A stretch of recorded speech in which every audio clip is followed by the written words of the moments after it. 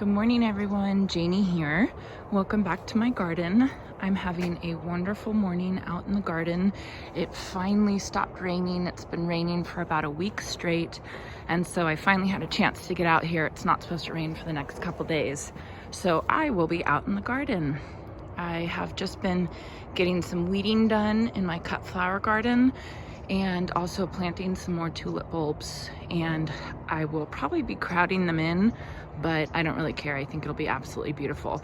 I planted them kind of here, and that would be around the Rudbeckia. So hopefully their bloom time will kind of be staggered a little bit. I'm not sure because of the cool flower method. I'm not sure exactly when these Rudbeckia are gonna bloom, because the idea is when you plant them in the fall, they will bloom earlier, and so we'll see when they bloom. So one of the things I wanted to show you guys today, when I was walking through the garden the other day planting bulbs, I noticed I had a lot of slug and earwig damage, and so I just wanted to show you guys examples of the damage that slugs and earwigs can do. And this is the time of year when they're really out and about, and you can kind of see the slug trails or the snail trails, and you can't really see the evidence of earwigs other than what they're eating. So I think these are earwigs. These are Mystic Spire salvia. I love these plants. They do so well in my garden. I cut them back in the fall, and they are going to be fine even with this earwig damage.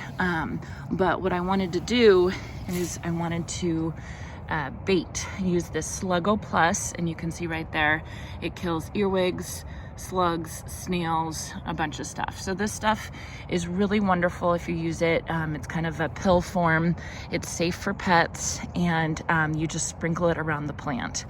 So today one of my jobs is just to go around and bait for earwigs and slugs. So all you do, you can see their little pills like that. You just kind of circle around the plant, and the idea is the earwig or the slug will crawl over this, and then it will kill them. So this stuff is fantastic. It's really good if you start noticing pest damage like that. Here's another poor plant. This is another salvia. Oh, this poor thing. It's just getting eaten alive. So I'm just gonna sprinkle in a circle around it, and that should really get rid of the slugs. When we first moved into this house, there was a ground cover verbena. I actually still have some of it. It's really beautiful. You can't see it right now, but underneath there, right there, is this kind of fuchsia pink ground cover verbena, and it used to be all along my annual border. And when I would cut it back or pull it up, it was an insane amount of slugs and snails underneath there. So I know they're here in my garden. I'm trying to get some of them out. So I've been using the Slugo Plus quite a lot, and I really like it. I just wanted to give you guys a quick update on these foxglove babies that I planted. They are doing so well. I'm so impressed. I'm getting a little bit of pest pressure, so I'm gonna sprinkle some Slugo around these as well. You can see there a little bit of pest pressure, but they are just thriving. I'm really excited. I think that this is gonna be so beautiful once they bloom. And then coming over to the other side, I'll go slow. You can see I still have some more foxglove blooming even in the dead of winter. It's just so pretty. And then you can see I planted some babies underneath, since these are biennials.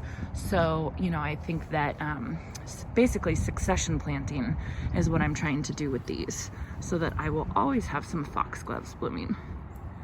And there's more over there.